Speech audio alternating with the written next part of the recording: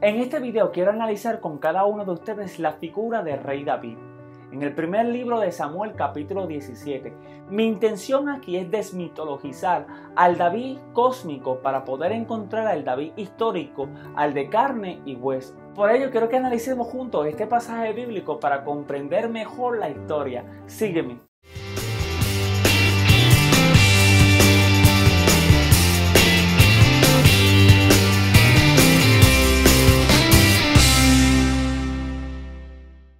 Muchas bendiciones, mi nombre es Luis Quiñones Román y esto es Dialoguemos, un espacio virtual dedicado al estudio sistemático de la Sagrada Escritura, teología, cuidado pastoral, entre otros temas de nuestra fe cristiana. Si eres nuevo en este espacio, asegúrate de darle me gusta a mi página de Facebook y a todos los enlaces que aparecerán en la descripción de este video. Si eres nuevo en mi canal de YouTube, asegúrate de suscribirte y que suene esa campana para que seas el primero en recibir todas las notificaciones acerca de los videos que estaré subiendo semanalmente.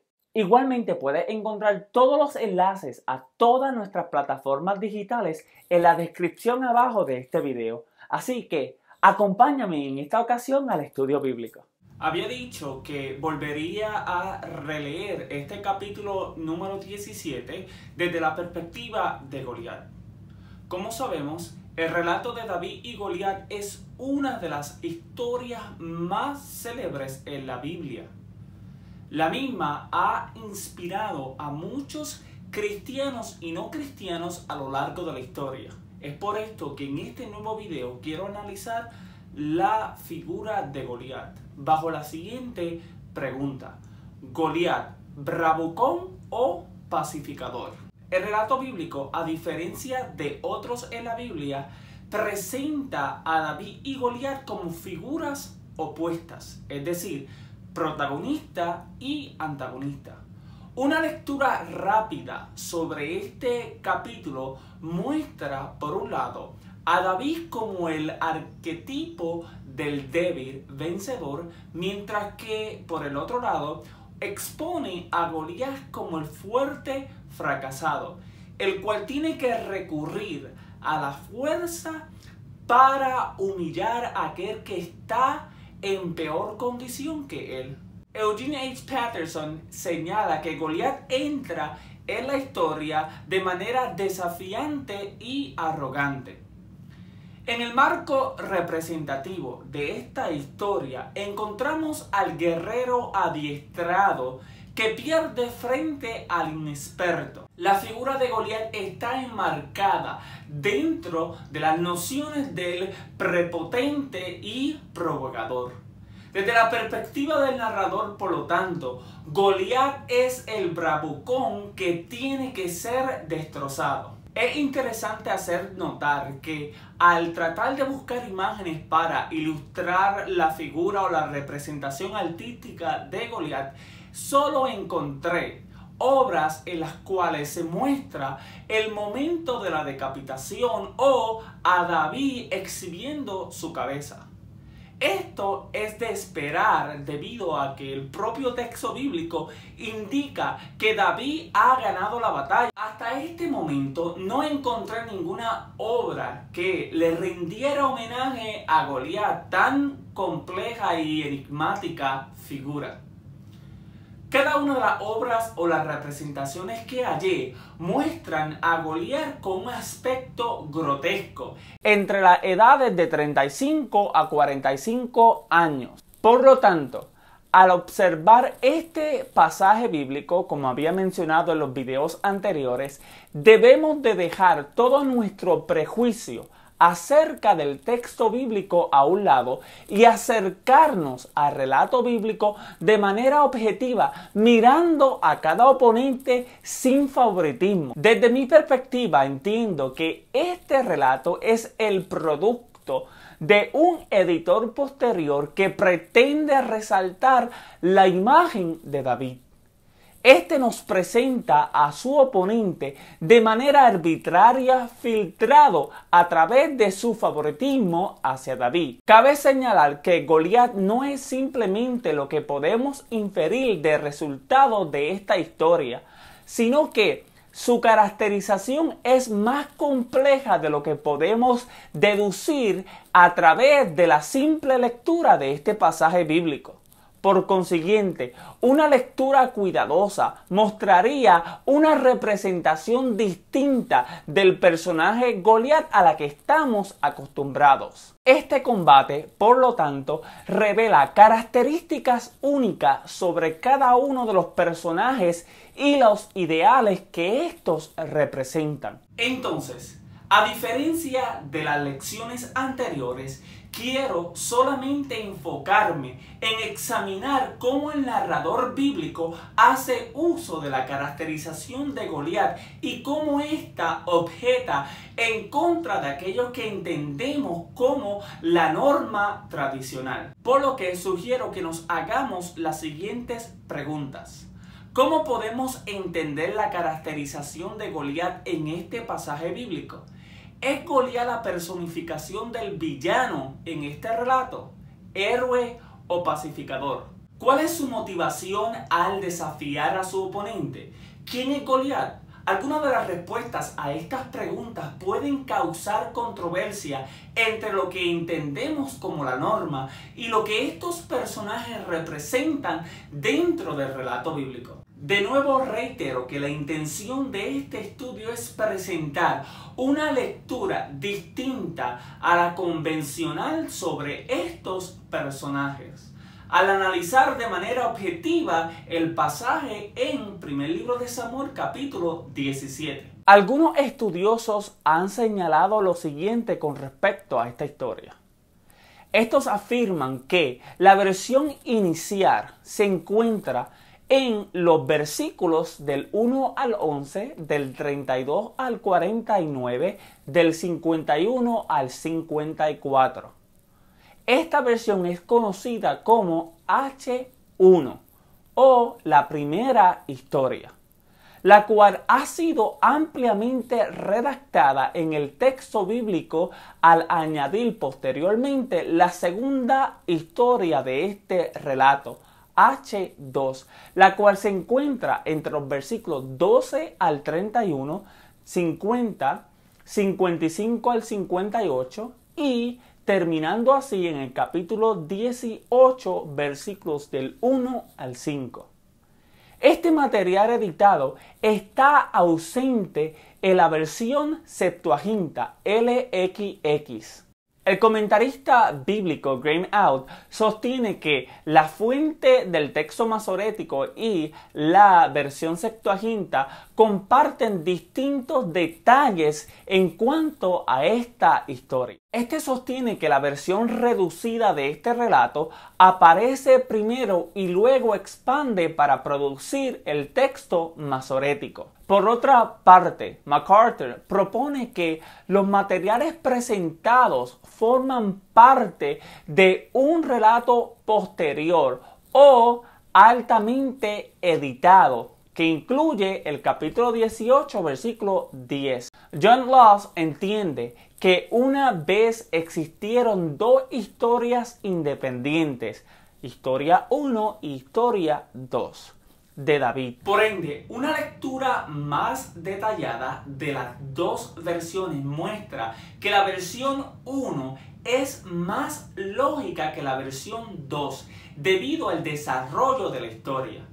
Varios cambios al justaponer ambas versiones representan o proponen la idea de que la versión original es la versión H1. Entre los versículos 1 al 3, el narrador nos inserta dentro de una historia o una escena que parece no tener comienzo. En otras palabras, nos encontramos frente al capítulo X de la película X sin saber cómo la trama fue construyéndose hasta este punto. Por ejemplo, imagínate que J.K. Rowling hubiera comenzado su relato sobre la trayectoria de Harry Potter desde el momento clímax de la saga, la batalla de Hogwarts. Es en este momento cuando la cámara nos proyecta una vista panorámica de la memorable batalla entre las dos fuerzas oponentes. De esta manera, el autor de este capítulo eligió muy bien dónde comenzar su narración. El contexto mediático de este relato bíblico puede concebirse como un momento de tensión y suspenso. La escena presentada aquí nos ilustra lo caótico de la situación desde una vista panorámica. Fuerzas oponentes, un valle y un retador en medio de ambos ejércitos, quien desafía al ejército oponente a un combate entre campeones. A medida que el relato bíblico va construyéndose, Goliat es presentado como el desafiador de los israelitas, sus enemigos. No sabemos a ciencia cierta quién comenzó el encontronazo entre ambos ejércitos. A esto Patterson menciona que las tropas, cansadas por la batalla y paralizadas por el miedo, están atrapadas, es decir, no pueden ver la salida a esta situación provocada por el conflicto entre ambos grupos étnicos. De hecho, el arqueólogo Israel Finkelstein menciona que el filisteo no circunciso desafió a los israelitas durante casi 40 días cerca de la ciudad de Gat. Es bajo este panorama que David se encuentra con la escena del llamado gigante. No obstante, se debe de tener en cuenta que David no posee el contexto en su totalidad, en la que tal vez Goliat no es la persona malvada y temerosa que nos han mostrado algunas interpretaciones convencionales de este relato bíblico.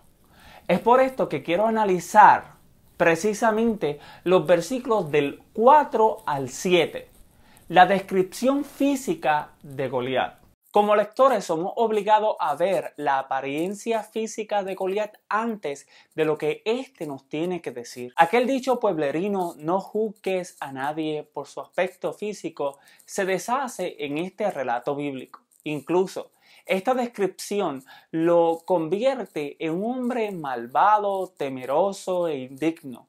Una que, desde mi perspectiva, está muy lejos de la realidad existencial de las palabras expresadas por el Señor en el capítulo anterior cuando el profeta Samuel fue a ungir a David. El relato nos dice en el versículo número 17 que el Señor no mira la apariencia física, Él mira el corazón. Aquí no cabe duda que Goliat es juzgado por su aspecto físico.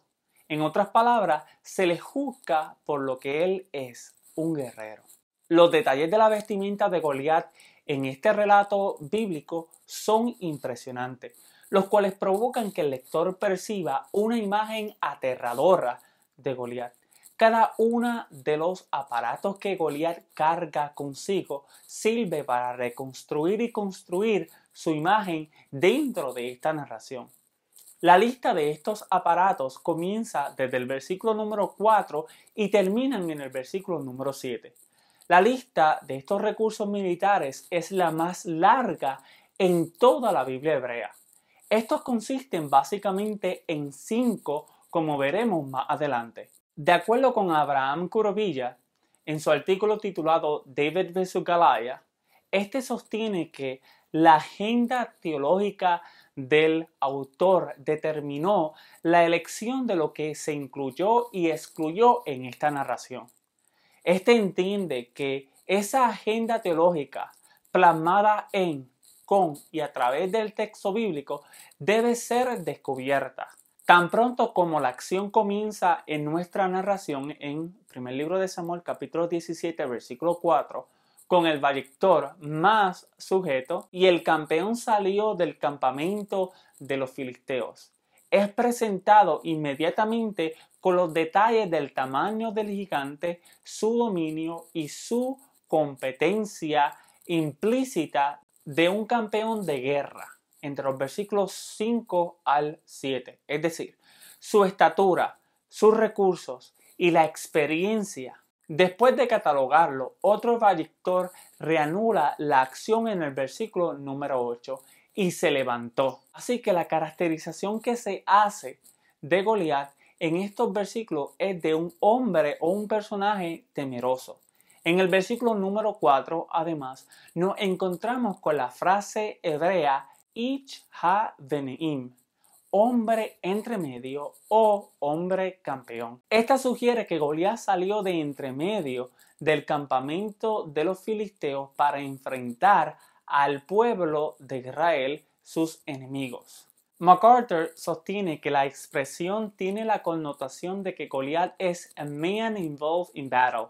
Sin embargo, el texto parece promover que Goliat es el hombre entre medio de dos ejércitos. Esta expresión entonces contribuye a la tesis de que Goliat es el pacificador que busca el bienestar común entre ambos ejércitos. El hombre entre medio es aquel que ocupa una parte en la pelea entre dos bandos, lo que significa que Goliat tal vez quiere poner fin a las tensiones entre ambos pueblos, entre los filisteos y los israelitas. De la misma manera, el texto bíblico nos indica que Goliat es de la ciudad de Gat, una de las 5 principales ciudades de los filisteos. Esto puede demostrar además que la ciudad de Gat no quiere más problemas con Israel, sino que quieren ponerle fin a esta tensión política entre ambos grupos étnicos. Como podemos inferir del contexto, tanto los israelitas como los filisteos poseían algún tipo de relación diplomática. Los israelitas, según el primer libro de Samuel capítulo 13, versículos 19 al 20, mantenían relaciones comerciales con la ciudad de Gat. Los israelitas compraban sus herramientas y armas de guerra de dicha ciudad. Esto coloca también a Israel en el periodo final de la edad de bronce y principios de la edad de hierro, ya que Israel aún estaba en el proceso de transición para aprender a fundir el hierro. En el versículo número 4 también, de manera abrupta, el narrador describe la altura de Goliat, que fue de unos 6 codos y un palmo. Algunos estudiosos han sostenido que esta altura de 6 codos equivale a unos 9 pies y medio de altura, esto es 2.5 metros, según el versículo 4. Para tener una imagen más práctica, Goliat, según el texto bíblico, es 2 pies más alto que el jugador de la NBA de los Celtics, Taco Fall, quien mide unos 7.5 pies y medio de altura, es decir, 2.26 metros. Al comparar la estatura de Goliat presentada por el narrador con la estatura promedio en el antiguo Israel, la cual fluctúa entre los 5 pies a 5.5 pies. Esto es 1.52 metros a 1.67 metros. Nos hace pensar que esta estatura es extremadamente tenebrosa para cualquier persona de la época. MacArthur indica, según la tradición, la altura de un filisteo era de unos 6 pies 9 pulgadas, lo que se consideraba muy alto para una época donde la persona promedio medía unos 5 pies de altura. Entonces, cualquier persona que midiera más de 6 pies era considerado un gigante. En este aspecto, Stephen Mackenzie sugiere que Goliat no era tan grande, sino que la evidencia textual indica que esta estatura era o es irrealista y estaba inflada. La descripción de este versículo para algunos comentaristas es una exageración de principio a fin del autor para hacer hincapié en la imagen que éste quiere presentarnos acerca de Goliat. Esta descripción, por lo tanto, y además, deshumaniza a Goliat y lo presenta como una bestia, o al menos eso es lo que se puede inferir del relato bíblico. El autor asimismo continúa construyendo la imagen monstruosa de Goliat. En el versículo número 5, por su parte, añade un poco más de ya esta imagen grotesca de Goliat. En el texto leemos: y traía un casco de bronce en su cabeza y llevaba una cota de malla. Los estudiosos han argumentado que Goliat estaba cubierto de pie a cabeza con una armadura defensiva, mientras que solo tenía dos armaduras ofensivas, una espada a su lado y su lanza en la mano. En el versículo número 6 leemos la siguiente expresión: y tenía una armadura de bronce. Esto nos muestra cuán preparado estaba Goliat para el desafío. La intención del autor bíblico, por lo tanto, es mostrar una imagen en creciendo de Goliat. Primero nos deja saber cuán alto es Goliat y luego vemos su poderosa armadura. De igual modo, el versículo número 7 contribuye a esa representación de Goliat, que por tercera ocasión posee un aspecto impresionante. De hecho, en las ocasiones anteriores, el filisteo fue presentado como un hombre que, como lectores, debemos temer, o al menos la apariencia física de Goliat puede hacer que cualquiera tema al verle. Incluso hasta el más adiestrado de entre los guerreros tenía que temerle.